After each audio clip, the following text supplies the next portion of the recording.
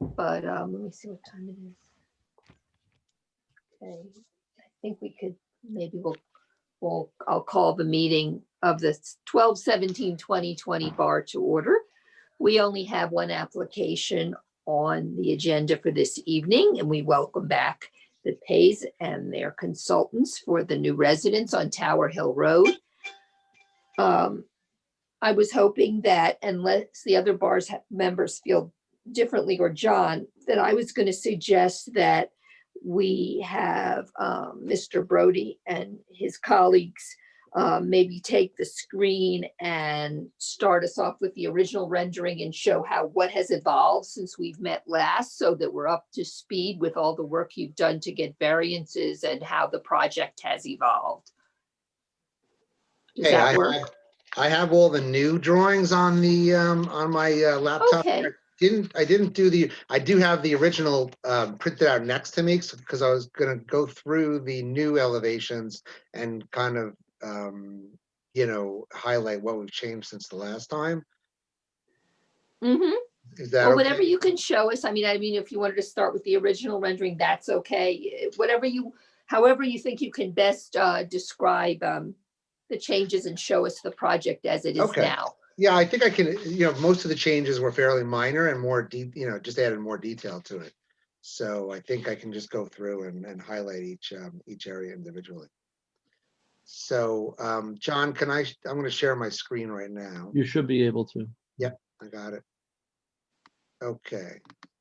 So everyone can see? Yeah. Yes. Mm-hmm. So that's the basement floor plan, which shows the terrace overhead in the rear here, and then we've started to infill some of the interior elements. That's the first floor plan. The first floor plan is a little bit different in that we rearranged the staircases. The original had symmetrical staircases coming off the rear on both sides, but this really works better with the grade. Allows access directly to the side yard here versus coming back down a scissor stair style to the underside here on this corner.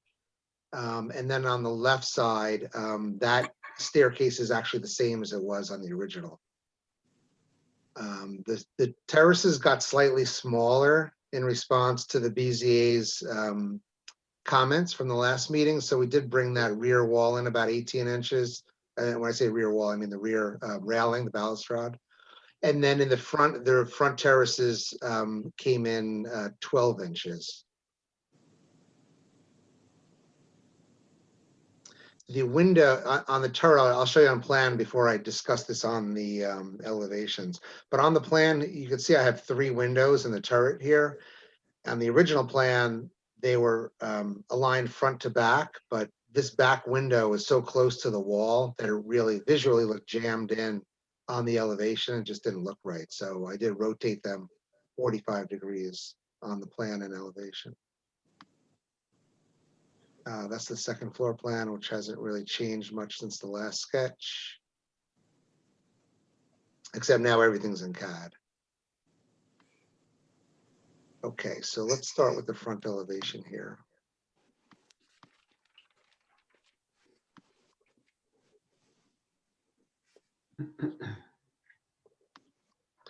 So on the front elevation, starting on the left side here, I added the grade and the parking court walls, which is recessed 6 feet on the left side and comes down to, I believe, 4'6" at this side here, which is the entrance to the parking court. And then we have a pair of columns at 6 feet that flank the entrance to the parking court. So that's just, and Karen Arendt, who by the way is in a planning meeting in Newburgh right now, so she's running a little bit late, but she'll describe that in more detail later in her plans. And we changed all the windows in the house, made them a little bit taller, made the transoms square, whereas before they were rectangular. I widened the cast stone trim around the windows is 7 inches wide now, as opposed to 6 inch before. There's a step. Let me see if I can zoom in on this a little bit more. There's a stepped keystone above each window. And the dormers are a bit more elaborate. I don't know if everyone has the original elevations that you had last time in front of you. No. No? All right.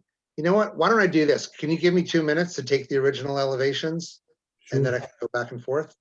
Sure. Okay, thank you. Hold on 1 second.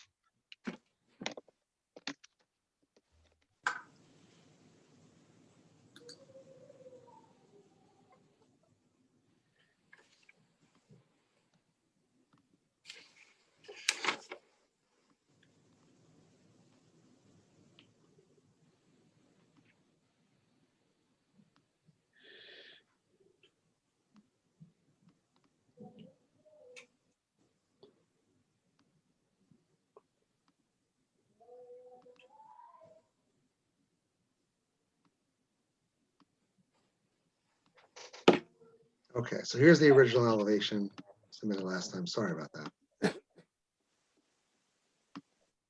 Mhm. So this was more, yeah, I would say schematic in nature. So the original dormers were very simple, just a wall dormer straight up with a cast stone trim on top and a single casement window with cast stone trim around it. And then in this option, hold on 1 second. So in this option, I've added spires to it. And you know, a lot of the French chateaus have the 3 spires in a pediment like that. The Vanderbilt Mansion in New York City has a similar detail to that. So that's where I got that idea. And I kind of thought that it really tied in nicely with some of the spires on the roof here. So let me show you some photos while I'm doing that.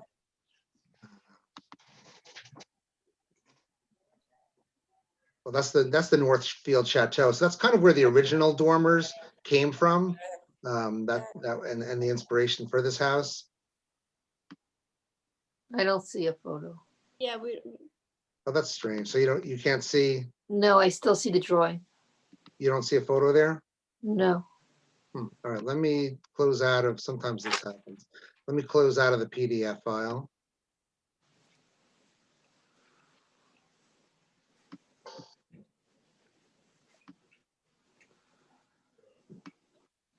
Or minimize it. Are you still seeing the drawing on the screen? Yes. Yeah. Well, yeah. Okay. Unfortunately, I have to close. I think I have to close out of, let me stop share. And then share again.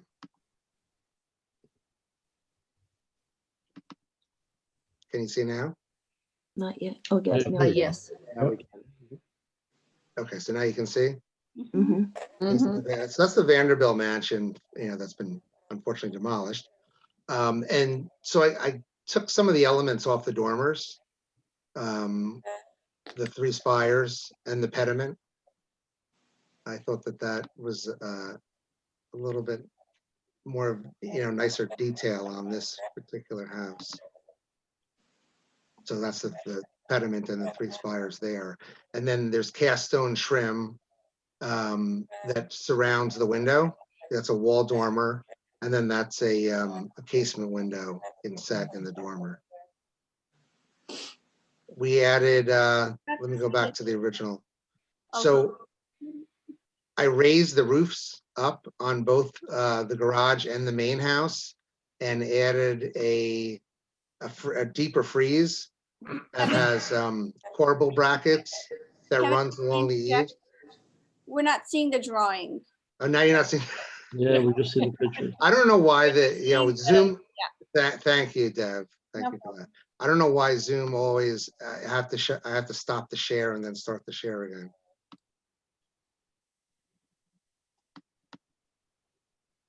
Okay, can you see the drawing now? Yep. So the original house only had crown molding in the eaves. And then on this house, we've raised up the eaves about a foot and added a frieze with crown molding and corbel brackets that run around the garage and the upper roofs. The original house had a circular dormer here. I changed it to a larger oval lead-coated copper dormer. And getting back to the windows before, you could see the windows before were a little bit more plain. It just had the cast stone trim with the rectangular transoms. And then the new version has the square transoms with the stepped key, which I think is a little bit more in keeping with the Chateau style as well. Mhm. The entry portico on the original house had a wrought iron door with the fluted pilasters and the elliptical trim around the entry.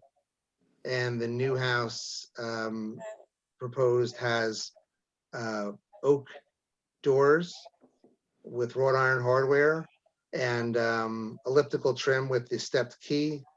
And then more of a panel, a cast stone panel design that surrounds the portico.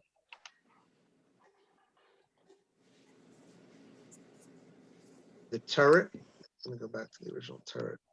So like I explained before on the plan, the turret had the windows originally just two facing the front and then two on the side and two on the rear.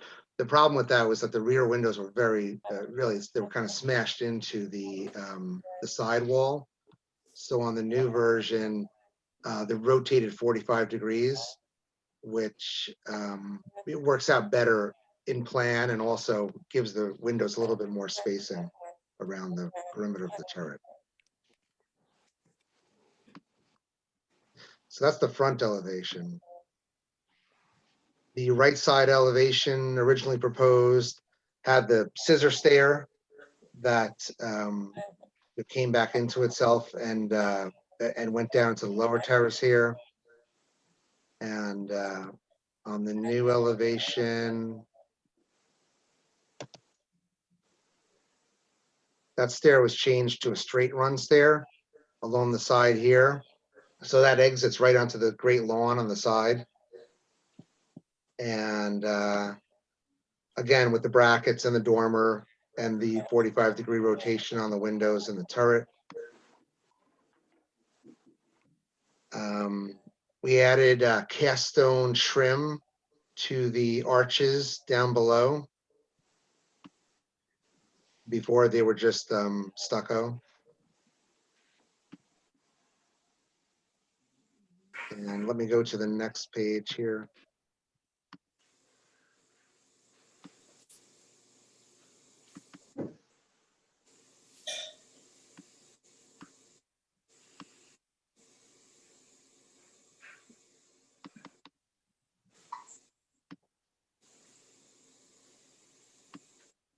So this is the original rear elevation.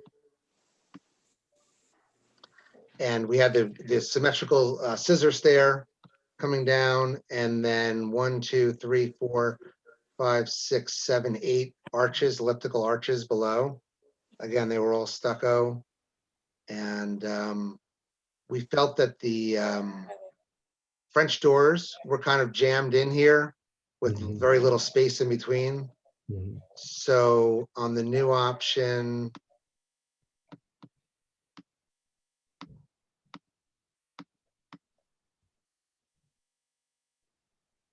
Mhm. we have individual French doors, two French doors in the back with square transoms above versus the original option, which had the more rectangular transoms above. This window is changed a bit. And then these three windows here now have arched transoms above with casements below, which again is a little more traditional in the French style than having just plain arches above. And I did not mention that on the first front elevation, but all the arched windows on the second floor are like that now. Instead of a pair of arched windows, they have arched transoms above that are fixed. Added the copper elliptical, or the oval dormer, sorry, on the rear. I dropped this center roof line down, the eaves, just to give it a little more differentiation between these two projecting roofs on the back. Whereas the original, it was just all straight all the way across.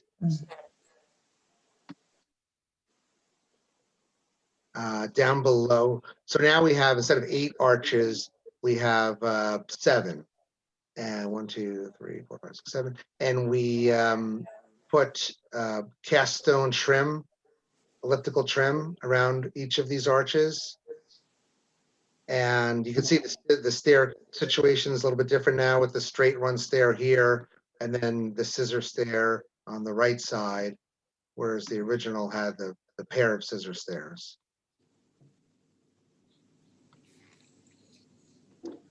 The window wall or the French doors, I should say, behind that face the basement were changed to reflect the actual basement layout versus the original plan. Well, the original plan didn't show anything. It was just blank at that point.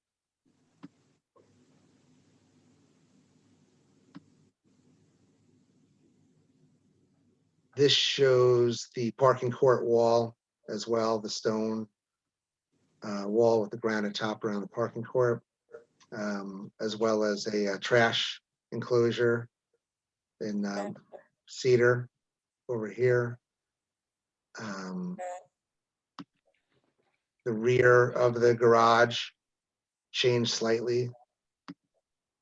We added cast stone trim around the arches at the master bedroom balcony. And let me go to the left side elevation, south elevation. That was the original as submitted last time.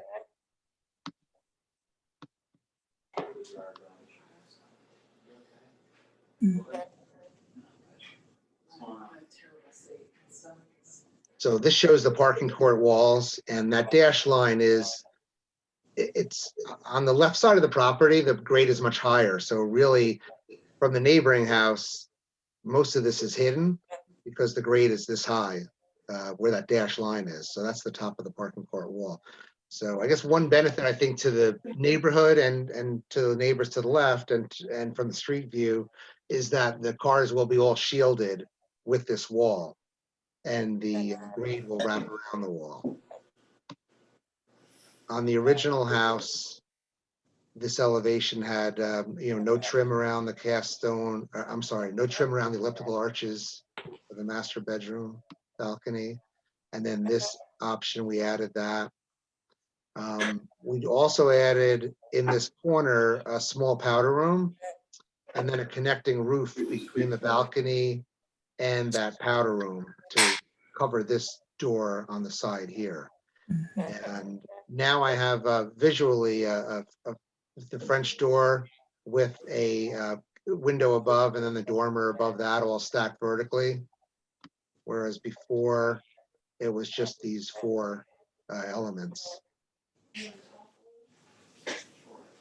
And again, the dormer's changed here.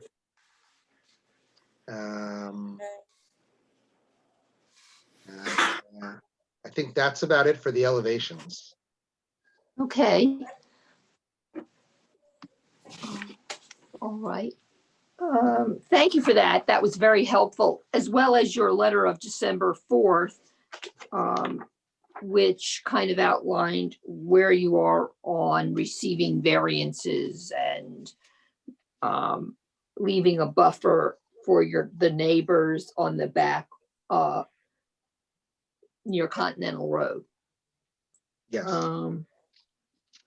And does anyone have any comments on the design that they would like to make on any members? Want to discuss that at this point before we get on to more of the logistics? Sure. It's very helpful to see the previous iteration in counterpoint to this new one. And it makes me appreciate some of the changes better. I still had a couple of questions about the design, just places where I was wondering whether there wasn't room for improvement. What I see here in these current elevations, and I'm looking at the front elevation right now, which is Let me share my screen. A4.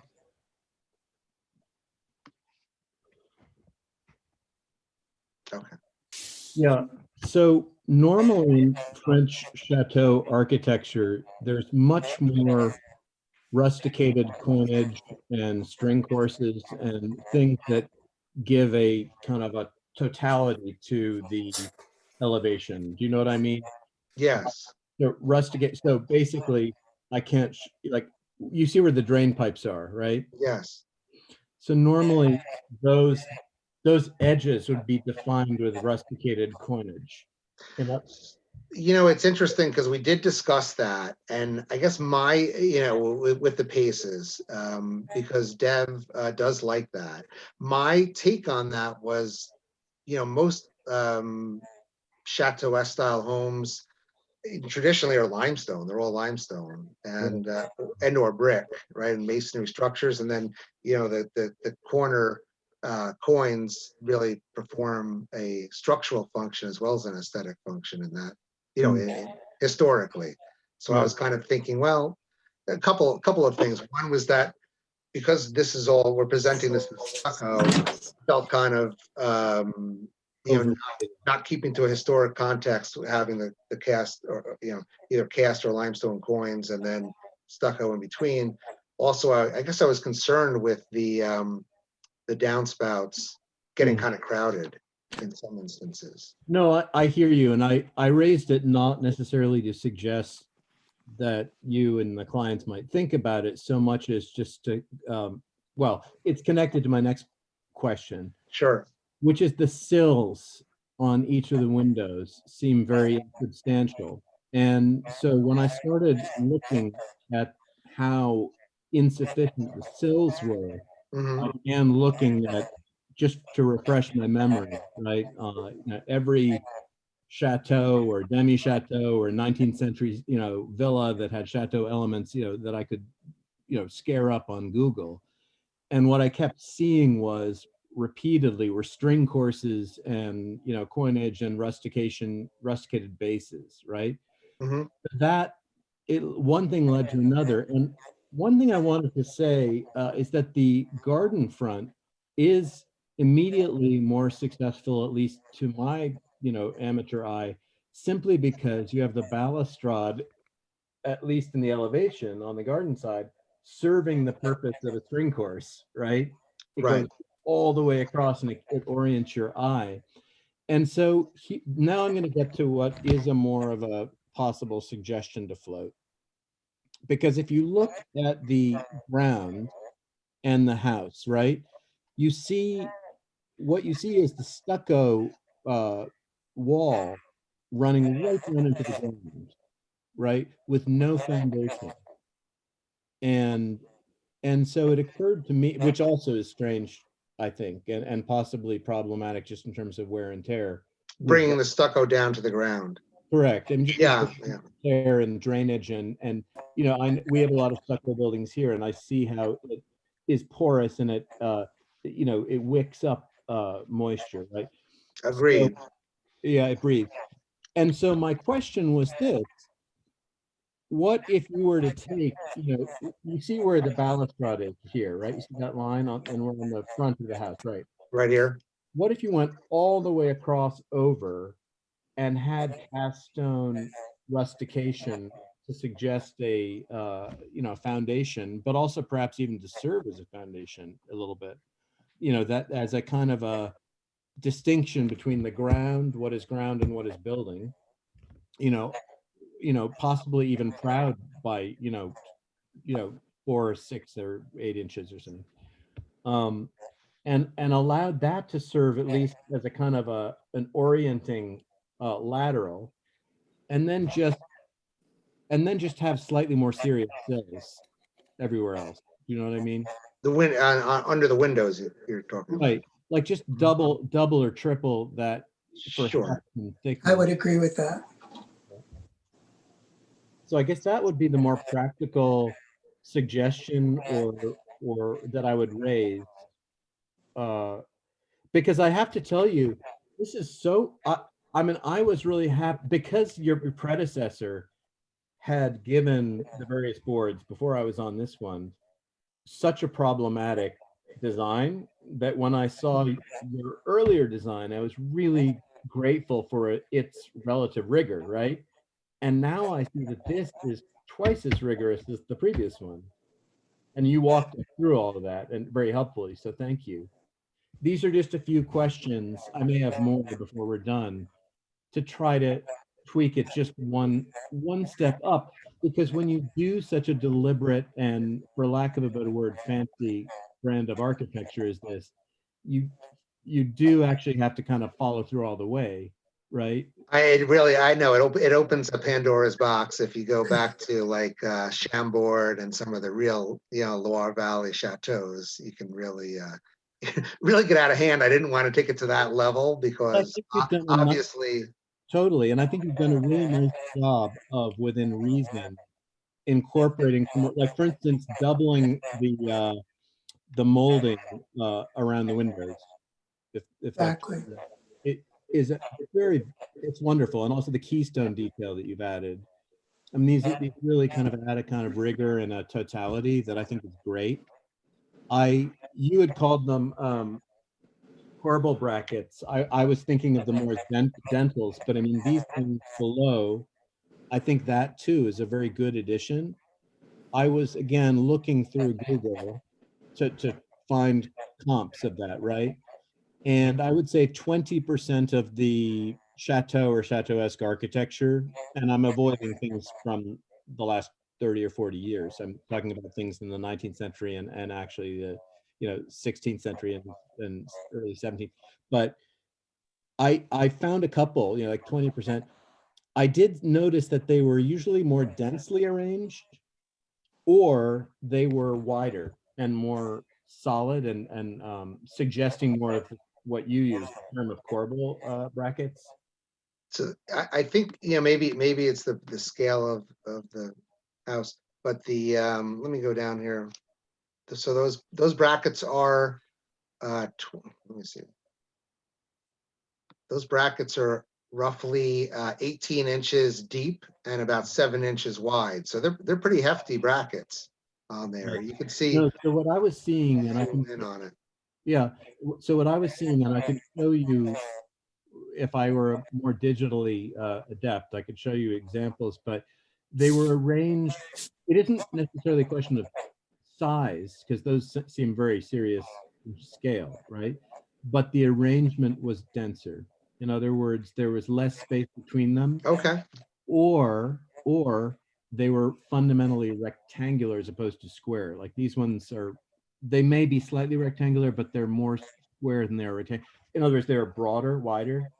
So these are actually pretty deep. If you look at the side elevation here, Oh, I right? see. That's helpful. Yeah. It's almost 18 inches deep. So this is a very traditional, you see this a lot in classical architecture, right? Where Yeah. this comes out to, and then, in classical architecture, you'd always try to form that X pattern. If you were looking, eventually I'll develop the underside of the eave detail, but right now I have that. So it's a perfect square pattern on the underside looking up. So that bracket actually sticks out. That is, Horizontal. yeah, I hadn't digested that. So that bracket actually sticks out horizontally all the Right. way out to the fascia. So it's about an 18-inch deep bracket. And then Yeah. that total overhang, Right. right, the distance between the brackets is roughly 18 inches too. Right. And the idea of that was just to really, if you're standing there looking up at the underside of the eave, to keep more or less of a square shape under each one of these. Yeah. So. We do, To your point now, dental, if it was a true dental, I would probably take that bracket, because this is really a horrible bracket. Yeah, it's so funny when you use that term, I wasn't quite sure what you meant, and now I see why you're using that. It's really a very serious, I mean, it's not structural, but it's mimicking structural. Let me, if I could stop the share on this one for a second.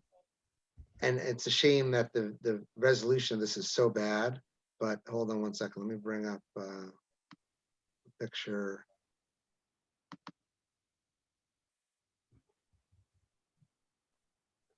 So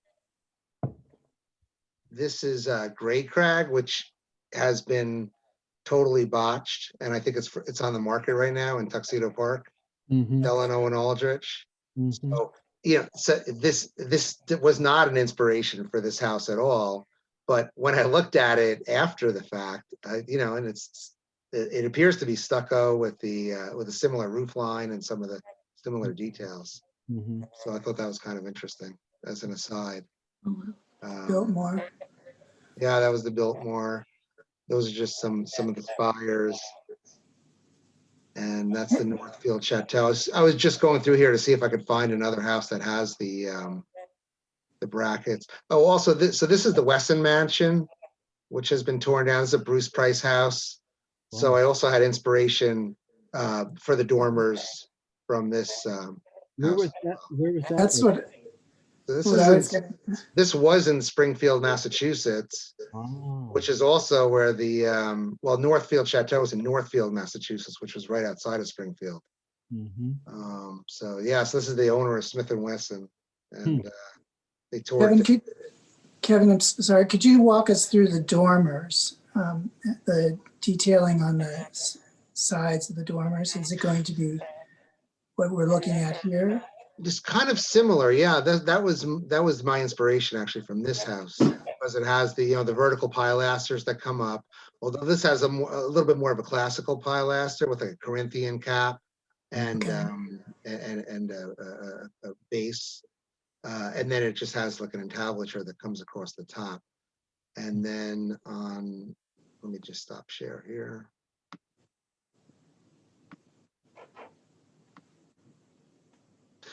On this, it has the just the 3 spires on the top. You can see, let me see if I can get it. Here's the side view, which is just cast stone. The whole dormer is cast stone, everything here. Are we meant to be looking at the picture? Of We're not sharing right now, Kevin. We're not Are you sharing. not sharing? No. Sorry, no. Okay, hold on a second. I don't know why this keeps happening. This happens every single time. All right, share screen. Can you see now? Yes. Yes. Okay. So this is all cast stone, the entire dormer, right? This is a traditional wall dormer. So this is vertical cast stone here, and the spire is on top of the cast stone pediment on the side view. And then on the front view, these would be just basically raised, cast stone panels, like a raised panel design that surrounds the window. And then there's another raised panel inset in the pediment here. So to go back to the other one,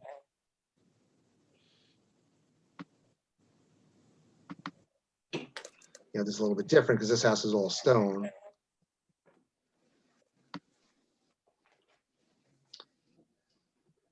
But you can see here they have the a little bit different detail, but I did something similar to, but didn't copy it exactly. I think my concern, first of all, I think it's looking brilliant. I'm really, really pleased. My concern was that visually, the weight of the downstairs surrounds versus the ones on the dormers. I wanted to know what the, Oh, you mean this is 7-inch step trim here, and then this is about 15-inch wide or 14-inch wide here? yeah. if that's visually going to look heavier. So the only way around that would be to, do some sort, I need to have the roughly 15-inch to make that wall dormer work. Mhm. Right, there's an actual wall behind here. And then I wanted to leave a little bit of room on the inside face of the dormer for trim for the interior side. Right, So it really, forces this section here to be roughly 14 inches wide. To your point, I suppose we could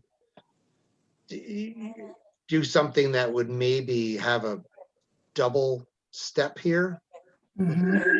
that would more closely mimic this.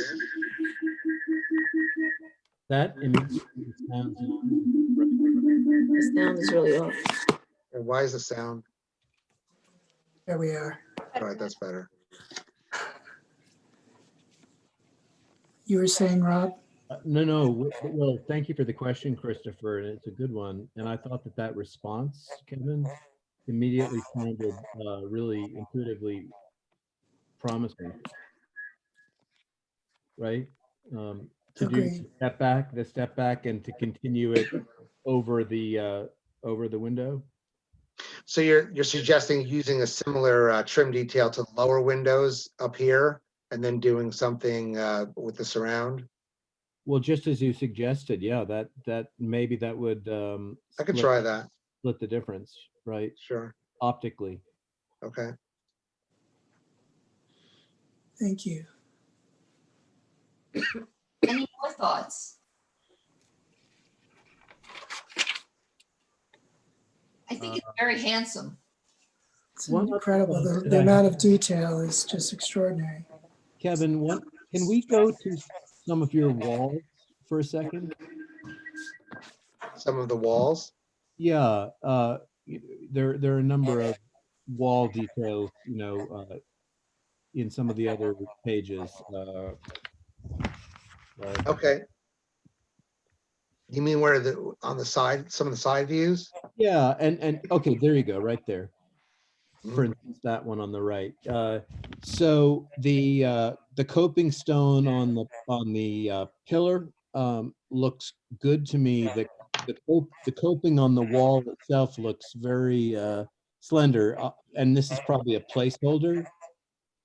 I'm just curious, and this goes to some of the other questions that I know are going to come up for me and others, just about materials and and getting a better sense of coloration, texture, materials. Mhm. But right now that coping resolution on the top of the wall seems very slender, very straight, and confusing to me. So I'm just wondering, were you imagining like a bluestone coping, or what were you imagining?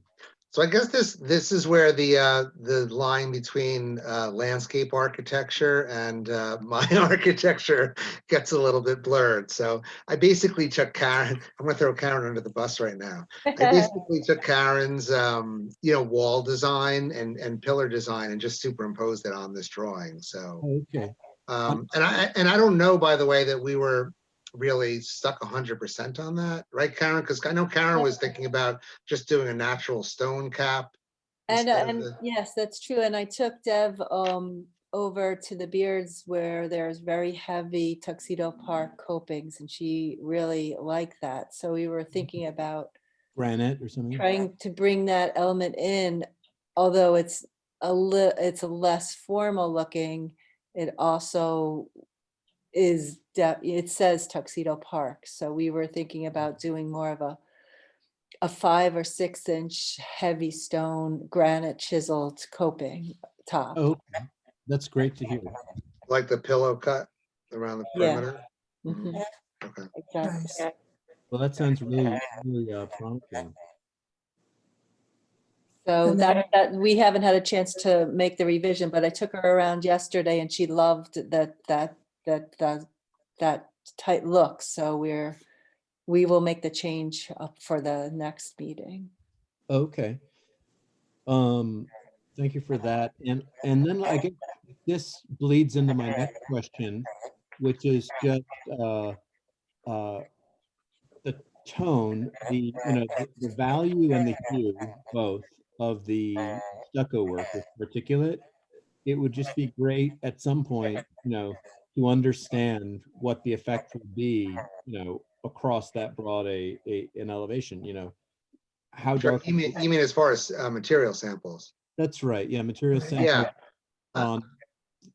Both the composite stone and also the stucco with particulate. Obviously, the Marvin windows and the colors. And I know you're planning on doing that later, but just to make clear that that would be of great interest. Absolutely, yeah, and I was anticipating that. So, yeah, I would be bringing in slate samples, trim colors, window colors, cast stone. Probably not the exact profiles. I'm thinking with the cast stone that this is all going to be custom made. In Yeah. fact, right now I'm kind of in search of a local. I've been reaching out to a couple of local cast stone fabricators. And that's a dying breed, so they're few and far between. Yeah, I mean, as John will tell you, he's made a list of the material spec book we're looking, with the contents we're looking to see. And share. Okay, And also, the downspouts and some of the decorative details on it'll be really interesting to see the sourcing on something like that. sure. And Kevin, so the lead coated copper, that comes with like a kind of a silvery shiny finish out of the factory. So it does take about 4 years to patina to that dull gray color. So Yep. I don't know, if the board feels more strongly towards that or towards just a standard copper. I I think think lead is probably more appropriate to this, right? that was my feeling as well. Also, I Agreed. know with the stucco, sometimes as the copper ages, it starts to streak the stucco. So Yeah. the lead coating kind of helps that as well, even though it's not real lead anymore. Kevin, to Rob's point earlier about the rustication, and I know this is a little premature, but for you and the landscape architect on the front terrace, if that is rusticated material, wrapping the lower section there underneath the Yeah, so let me stop. underneath the balustrade. I just want to show you something, and then you can tell me if this is what you were thinking.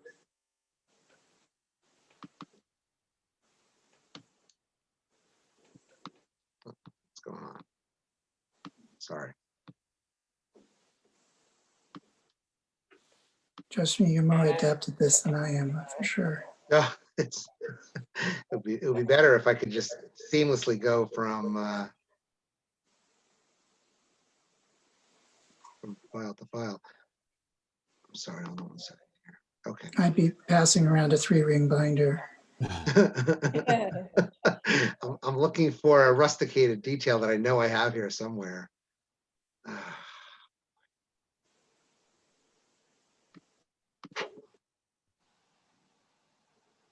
All right, so can you see that? We just see your screen. Now we don't see anything. Okay, hold on. Can you see anything now? Yeah, That- okay. Yes. Okay, so this is Northfield Chateau again, Bruce Price. This has a rusticated base underneath it, right? You can see that, the stone.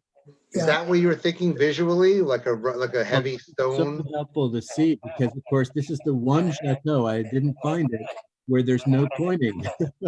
Where there's no what? Coining on the edges of the edge, the corner of the building. No. Oh, the coin, that's right, yes, that's true. But this is But very, yes, it's a nice marriage with landscape, natural material, without it, yeah, keeps it from being so new. right. I mean, look, this is amazing, of course, and I wasn't presuming to suggest something that drastic, right? I was imagining something more when you find the supplier, your source, Kevin, for the Cast stone. cast stone, Mhm. just much more basic kind of rectilinear rustication, you know, that would just assign a visual definition and base and strong lateral base, you know? So were you envisioning more of a band with like block, like almost like a cast stone block style on the base to look That's right. maybe like a limestone Right. base or, That's sort of what I was imagining. I mean, okay. but there are probably a million ways to solve this problem. It Mhm. just occurred to me that it's strange to go right down to the ground, you know, with the skin of the, you know, of the stucco, Stucco, yeah, with no visual mediation or, you know, protection or, you know, either aesthetically or even practically, you know. mhm, okay. Well, I think we've given you a lot to think about. Yeah, Sheila. John Ledwith. Oh, I'm sorry, Christopher, did you have something you wanted to add? No, I think we've said enough. Yeah. And we will look for a material spec book. John, you want to go through the status of where we are and what approvals are still to come? Yes, at this point, the applicant has received variances for those items that were not in conformance with the code a few months ago. I believe I forwarded the BZA's decision to the bar members. So at this point, the applicant needs site plan approval from the planning board. And they obviously need architectural review approval from your board. After your board gives approval, I'll ask the applicant to put together a set of construction drawings. That's pretty much where we stand. Yeah, and when we get there, the colors and samples and finishes to be noted on the plans and such, but I Sure. realize Sure. we're a Could I little early. interrupt? I just wanted to bring up one question, Sheila. Yes, And this is, I'm not sure whether this is strictly speaking in our purview or not, you know, coming off of the planning board. This is something I used to talk about there, and I don't know if it's appropriate here. But one thing, you know, I'm aware, I've been following this closely, the, you know, some of the questions that surrounding neighbors have had, many of them legitimate, about impact, right? Drainage and so on and so forth. And since in the last set of drawings, I had the benefit of, you know, some of the garden design and the specifics on which trees are staying and which are going and so on and so forth. I do have one question, and I don't know whether this is appropriate or not for this meeting. Just to ask, it pertains to draining and sight lines and view shed. well, it is. I think the letter addressed a number of the resolution for some of those issues. The December 4th letter, if John is in agreement with that, but I think you should address them, and we have Karen here. So I mean, if we want to get a little bit into, hi Karen, into the Hello. landscaping and some of the drainage issues, we certainly should. You have Dave as well. Yeah, we have the engineer here as well. And the engineer. So I'm just looking, and I know that a lot of the concern is going to be, you know, this is a very big building and a wonderful one, Kevin, and we're excited to watch it shaping up, but it still in all will be a large structure, you know, and there are many, it's going to impact a lot of other houses in the immediate neighborhood. So my question was this, you know, if you look at L4, L as in Larry, L4. Do you want me to put that up? Oh yeah, maybe you could. That would be helpful. I'm not as good as Kevin, so you'll have to bear with me for a minute. Karen, I have it on my computer. You want me to put it Sure. up unless you need to point to things? All right. Oh, I just found it on my computer. Oh, go ahead, put it up. Well, no, wait. Let me see, sorry. It'll just take me, here we go, L4. You said L4? Yeah, I Yes. suppose we could use several of them, but that would be one good Okay, option. can you see it? Let's see all the Brady Bunch. All right, I have to find the shared screen. It's on the bottom, the green. You Yeah, gotta roll I'm your having cursor all the trouble way down. pulling it up. Roll your cursor all the way down to the bottom. Okay. Your mouse. Yeah, it's not coming up. Sometimes it doesn't come up for me. All right, so let me do it on mine. Okay, you do it. You do it. Yep. Okay.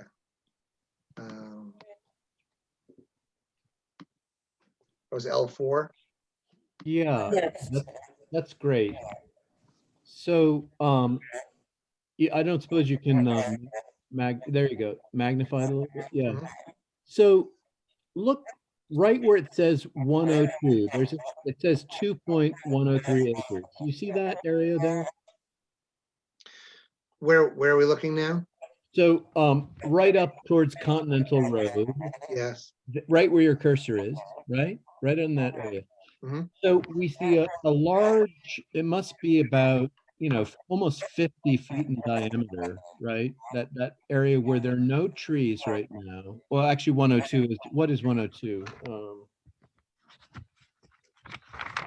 I don't have the tree in front of me, but anyway, even taking into account 102, there's a large space where it occurs to me that we could do additional drainage, right, of some kind in the event that neighbors below are worried about runoff, right?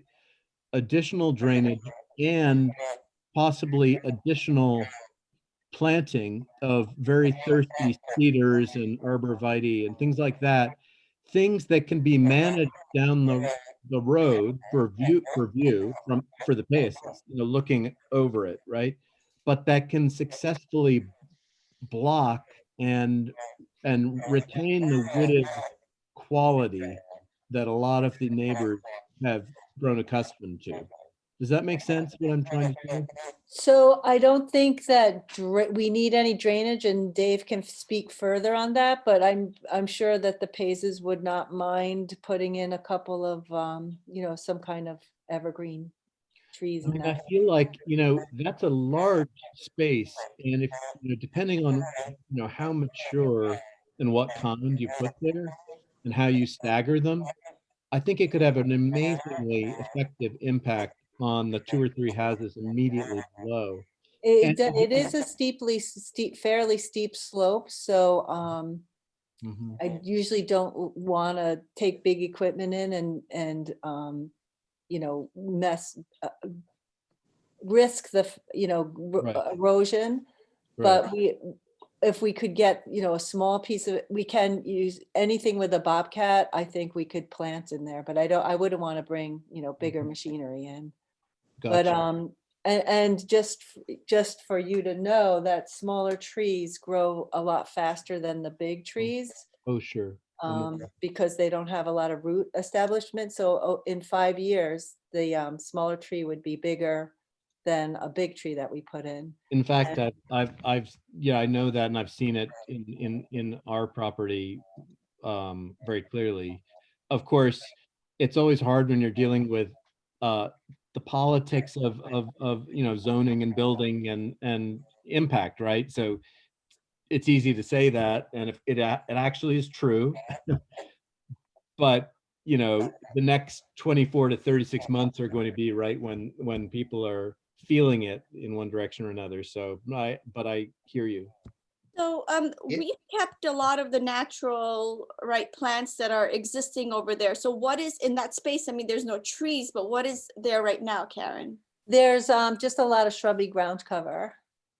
Okay. But I mean, we 2 or 3 evergreens would be easily added without much damage to the surrounding vegetation. Yeah, it And seemed, without risking, runoff on the steep hill.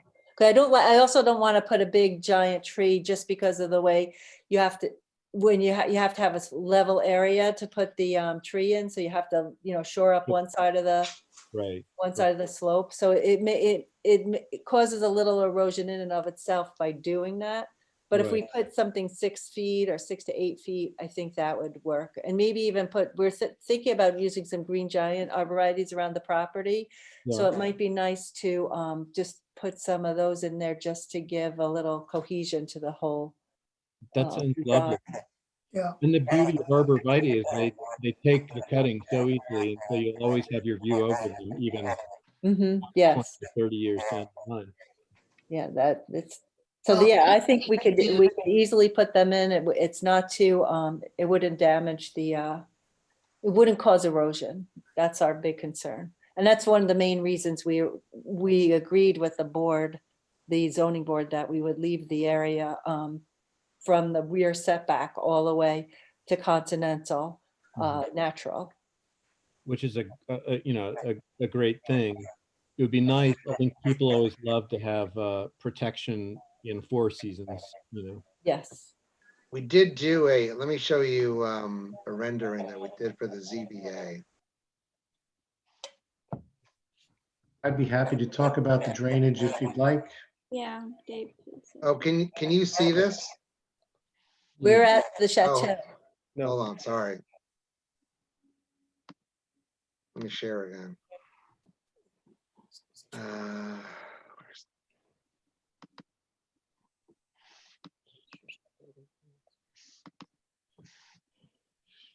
This was a photo montage that we did from, I see Chris Collins is here. He's the neighbor from directly behind the Paces. So we took a photograph from the Collins Bishko property, which is downhill on Continental, and then had a renderer put the house up with the landscaping, just to kind of give you at least an idea of what you should see in the summertime, spring through. We don't see it yet, Kevin. Oh, you don't see it? Not yet. No, that's weird. Can't Okay, wait. let me try it again.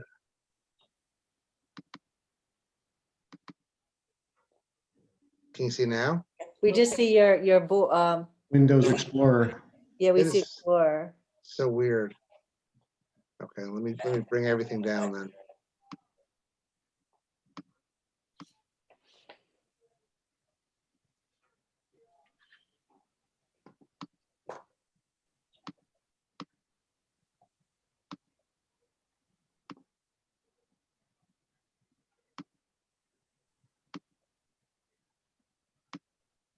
And now I've really hold on, share screen. Now? Just as you started, yeah. yes, Perfect. we see it. Okay, good.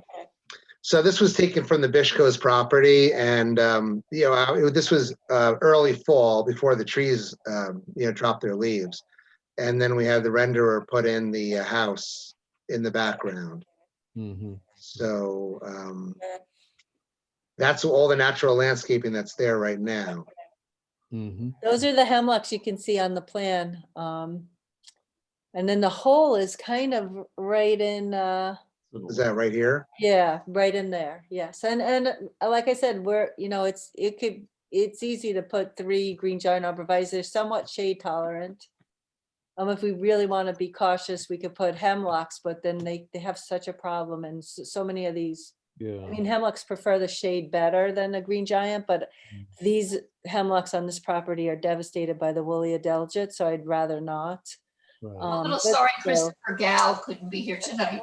I'm sure he'll have more to say as this progresses. So we could show some green giants. And I can make a note on the drawing to put them wherever the gap exists in screening. Yeah, both for both of the houses that are immediately below. So it might even be 2 groups of 3 or 2 groups of 2 or something. I And think Rob, we wanna besides try and the look at your plan as we get closer on the house again. It's kind of the icing. Rob, besides your concern with the screening, I know we did test pits, and Dave Getz was out there and had a very high perk rate, especially. Yeah, I'd be happy to. Since our last appearance before you, as Kevin mentioned, this summer we went out one day with a backhoe and dug 6 or 8 test pits around the proposed development area. And we're pleasantly surprised that consistently in every single location, we found deep, well-drained soils. We went down 7, 8 feet and even deeper in some cases. That's Found amazing. sand and gravel, consistently dry, well drained. So we've designed a stormwater mitigation plan that includes 2 major underground storage facilities, one under the parking court. I can share a screen if you'd like. Please. Try. And No. let's see. Can you see that? Yes. Yes. Yes. Okay, so this is our site plan. And we have the stormwater facilities are shown in red. This is an underground storage area beneath the parking court that will pick up runoff from the driveway, from the parking court, and from a portion of the roof. And in the lawn area, the great lawn area, we have a similar underground facility to pick up the remainder of the runoff from the roof and also from much of the driveway area. Both of those, well, this system on the right from the lawn will discharge to a level spreader there. If it even discharges, we've sized it so that even during a very large storm, we expect little to no discharge from the system. The one under the parking court is designed to store the entire 100-year runoff event. When we also have added a rain garden near the pool in the back, that if it does ever discharge, would similarly discharge to a level spreader. We prepared a report with calculations that was reviewed by Pat Hines, your village engineer, and he indicated to the BZA that he agrees with our conclusions that we will be reducing peak rates of runoff from the site in comparison to the existing conditions today.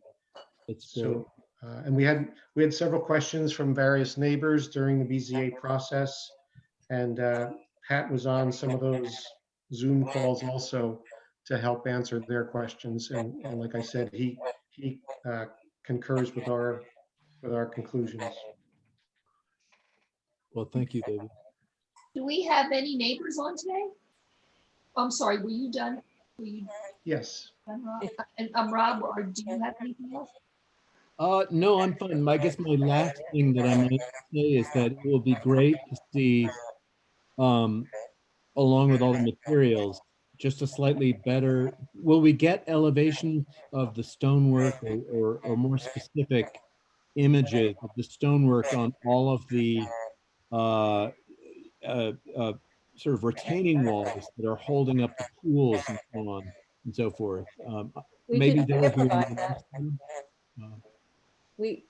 I can work, Kevin and I can work together and provide you with some Okay. images. Because, and that goes right, that bleeds in from what I was just talking about, sort of the neighborhood impact. I mean, because, you know, in some of the other neighbors here, they put huge retaining walls and they've got every manner of stonework imaginable. And, you know, it reads loud. So I just love to see how that will be experienced by the neighbors.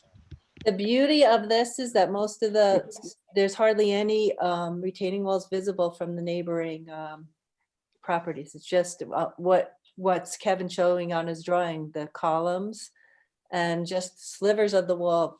The Pays will see most of the retaining walls because of the grades. Okay.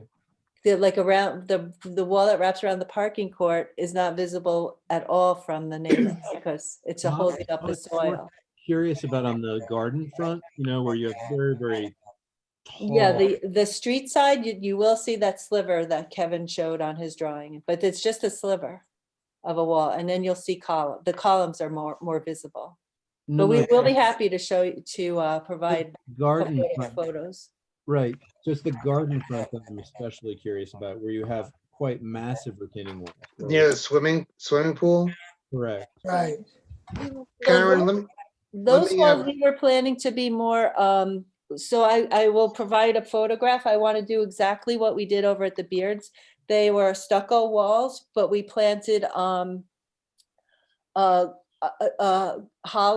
Ilex crenata, Japanese holly, it's Ilex crenata, which completely block the wall. So it's going to be more of a green wall all year long. Oh, I see. So, and I'll be happy to take a photograph of the Beard property and show you what that looks like.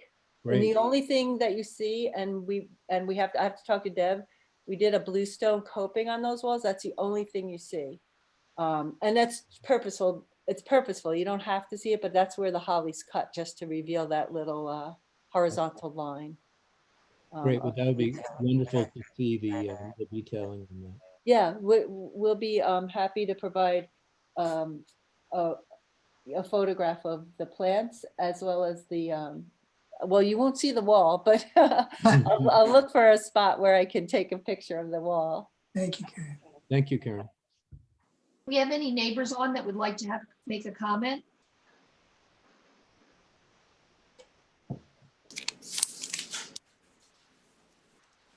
I'll take that as no. Oh, here we go. No, it's Michael O'Neill, and I've been listening. I think some of the suggestions that Rob McQuilkin put forward tonight, that I think there was agreement on in terms of just neighbor privacy and the view from Continental Road looking up. Would Right. be great to see it on the next meeting. Okay, thank you for joining. John, is there anything else we need to discuss? I think it's really up to your bar members to hone in on the architectural features. And then, of course, whatever you agree with, we would like those architectural features, a spec sheet included in their material spec book at the end. Right, Okay, agreed, including the lighting, et cetera. Mhm. And colors and samples and finishes. sure. Very good. Thank you very much. We'll look forward to an update. Okay, Okay, great. Thank you, thank Kevin. you. Yeah, thank you. Thank Bye-bye. you. Have a nice holiday, everyone. Nice- Yeah, happy You too. holidays. You too. Yes. Yeah, same to you all. Bye-bye. Bye. Bye.